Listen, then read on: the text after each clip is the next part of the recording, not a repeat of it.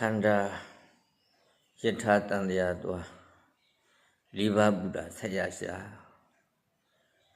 ဇာတိမထွက်ဇာဆက်နာကျင်မရဏလေးဘုရားခန္ဓာကိုယ်ရလို့ရလာလို့ရှိရင်လေးဘုရားဆက်ရတယ်ဇာတိမထွက်ဇာဆက်နာကျင်မရဏလေးဘုရားဆိုတော့ဇာတိဘုရားအဲဒီထွက်လာပြီးတော့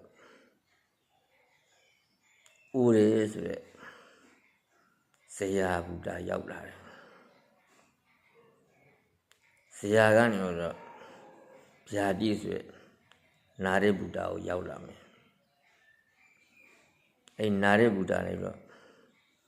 မရဏဆိုတဲ့တည်တဲ့ဘုရားကိုရောက်လာမယ်အဲကြောင့်မလို့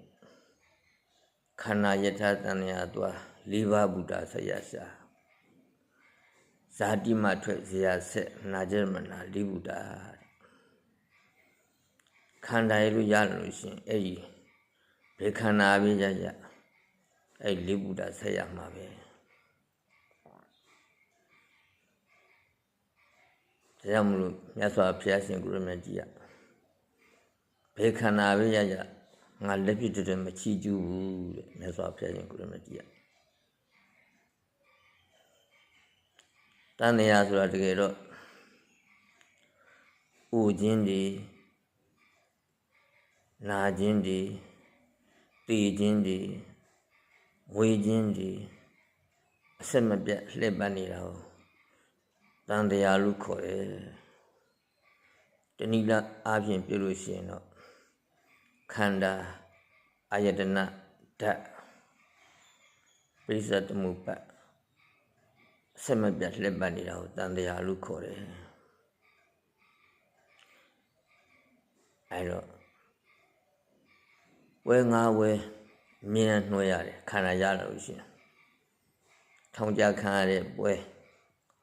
နံပါတ်1ကထောင်ကြခံရတဲ့ပွဲနံပါတ်2ကအရိုက်ခံရတဲ့ပွဲနံပါတ်3ကသရီထရီခံရတဲ့ပွဲနံပါတ်4ကရွာအပြင်ထုတ်ခံရတဲ့ပွဲနံပါတ်5နှင်ချခံရတဲ့ပွဲဝဲငါဝဲနှွှဲရတယ်နံပါတ်1ထောင်ချခံရတဲ့ပွဲဆိုတာကမိဝင်းကောင်းထဲမှာ9လနဲ့24ရက်အစာသေးအင်ကြီးကောင်းမွရွက်စာဟောင်းအင်ကြီးဖင်ခုထိုင်ဘေးနားမှာတွေးဖို့ရေပုတ်တွေဝိုင်းပြီးတော့9လနဲ့24ရက်အမိဝန်းထဲမှာထောင်ချခံရတာဆင်းရဲနေရလားချမ်းသာနေရလားအဲဆင်းရဲတာကိုဆင်းရဲတယ်လို့မသိတဲ့အခါကျတော့ခန္ဓာလူကျင်တဲ့လူတွေကနောက်တစ်ဘဝရဖို့အောင်လူတန်းပြီးတော့လူရတဲ့လူတန်းရတဲ့အတွက်ကြောင့်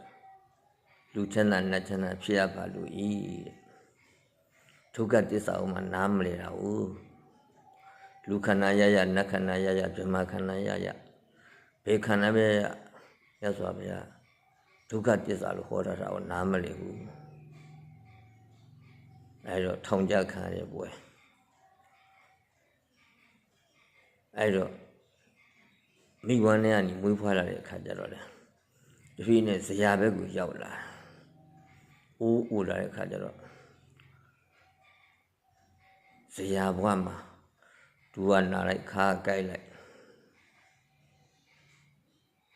ဝိညာဉ်ဒီအမျိုးမျိုးယောဂကြီးအမျိုးမျိုးနဲ့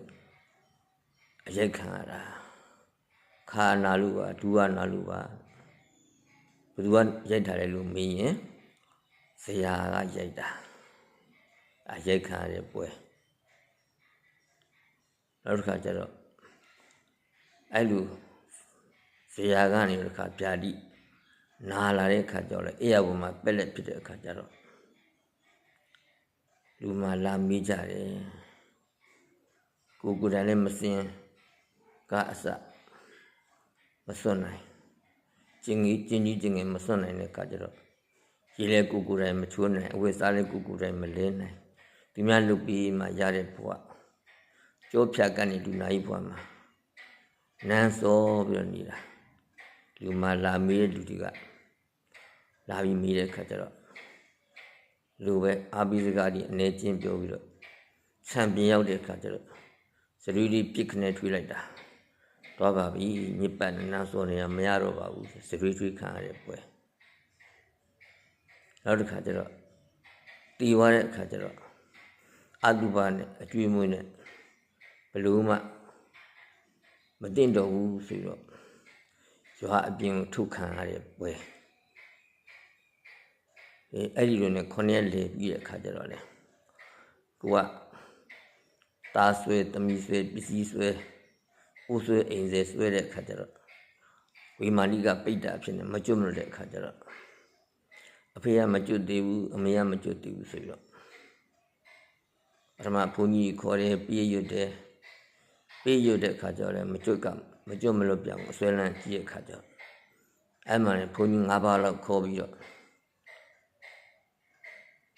အာနာရိကကမ္မဝါစာနဲ့ခါတဲ့အမိန့်ပြန်ပြီးတော့ဘုန်းကြီးကမ္မဝါညှက်ပြီးတော့ထုတ်ရတယ်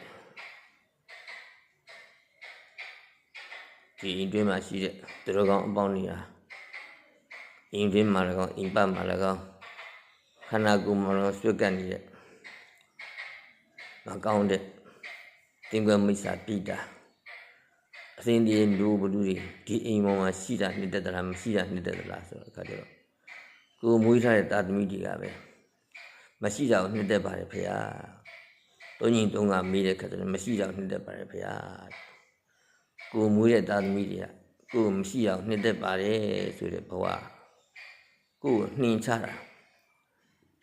ကိုဆောက်ထားတဲ့အိမ်ကိုမွေးထားတဲ့တာသမီကိုကြွေတဲ့တန်ပြန်နှင်ချတာဘယ်တော့တော့မှဝင်နေဖို့ကောင်းတယ်ဘယ်ဘဝမှမလွေခြင်းနဲ့နောက်ဆုံးကျတော့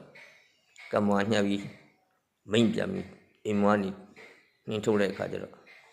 မစင်းရင်စင်းရင်နဲ့ဆင်းရတဲ့ဘဝတွေတန်ညာရှိလိုက်တာဘဝတွေအများကြီးအဲ့ဒီလိုနဲ့တကယ်တော့ဘဝတိုင်း